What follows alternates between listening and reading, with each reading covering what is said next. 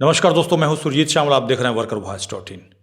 दोस्तों, आप में से जो लोग भी पीएफ खाताधारी हैं, जिनके पास भी पीएफ का खाता है, उनके लिए आपको बता दूं कि ईपीएफओ के द्वारा होली से पहले पहले पीएफ में अहम बदलाव हो सकता है।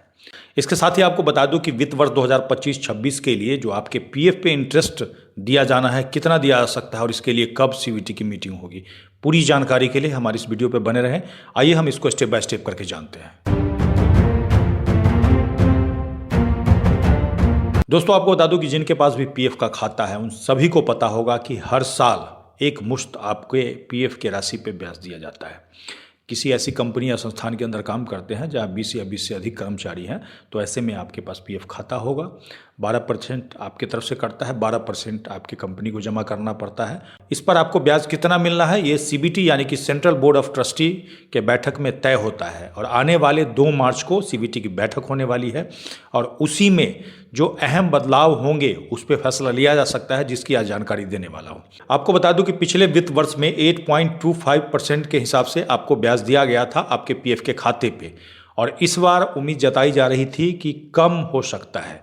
लेकिन दूसरी तरफ ये भी बताया जा रहा है कि अलग अलग स्टेट के अंदर चुनाव है, तो हो सकता है आपका जो ब्याज है पीएफ का 8.25 ही बना रहे। लेकिन इसका पता कब चलेगा, तो इसका पता 2 मार्च के बाद, यानी कि जब सीबीटी की मीटिंग हो जाएगी और वहाँ पर क्या फैसला लिया जाता है उसी के आधार पर तय हो पाएगा।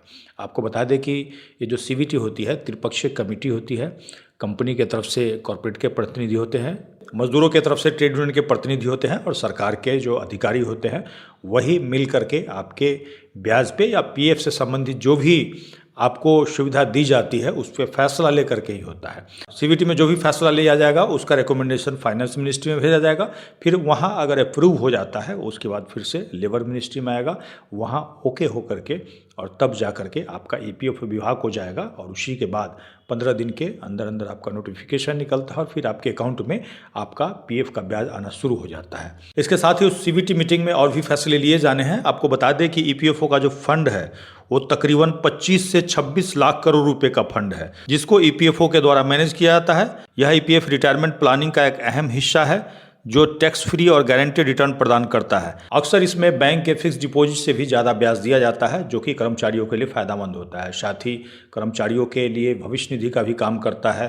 कहने का मतलब इंश्योरेंस भी कवर करता है। और इसी ईपीएफ फंड से अगर आप कर्मचारी पैसा निकालना चाहते हैं तो उसके विड्रॉल के नियम में परिवर्तन हो सकता है, और जो कि इसी मीटिंग में फैसला लिया जाएगा। आपको बता दें कि अक्टूबर में पिछले वर्ष जब मीटिंग हुई थी तो ईपीएफ पार्शियल विड्रॉल के नियमों को आसान बनाने का फैसला लिया था। अब 13 पुराने और मुश्किल नियमों को मिलाकर एक सरल और प्रभावी नियम बनाया गया है।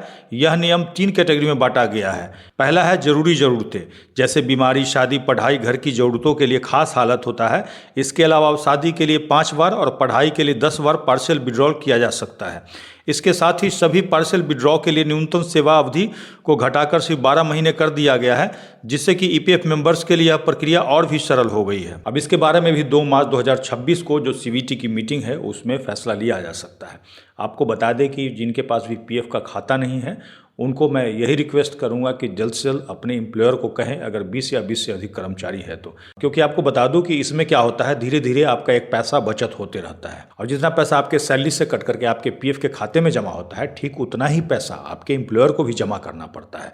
मान लीजिए आपका 1000 रुपया पीएफ खाते में आपकी तरफ से जमा होता है, ठीक उतना ही आपके कंपनी की तरफ से भी जमा होता है। और जैसा कि लगातार हम आपकी जागरूकता के लिए बताते रहते हैं कि पीएफ में आपको क्या क्या सुविधा मिलती है। साथ ही आपका जो भी सवाल होता है कमेंट्स में लिख करके बताएंगे तो उसके ऊपर सेपरेट वीडियो की जानकारी देता हूं, अगर पीछे हमारा उस तरह का वीडियो नहीं होता है। दोस्तों, ये जानकारी आपको कैसी लगी कमेंट्स में लिख करके जरूर बताएंगे। अगर आप हमें फेसबुक पे देख रहे हैं तो पेज को लाइक करेंगे, यूट्यूब पे देख रहे हैं तो चैनल को सब्सक्राइब करेंगे। इसी के साथ विदा लेता हूँ, जल्द ही एक नई जानकारी के साथ मिलते हैं। धन्यवाद।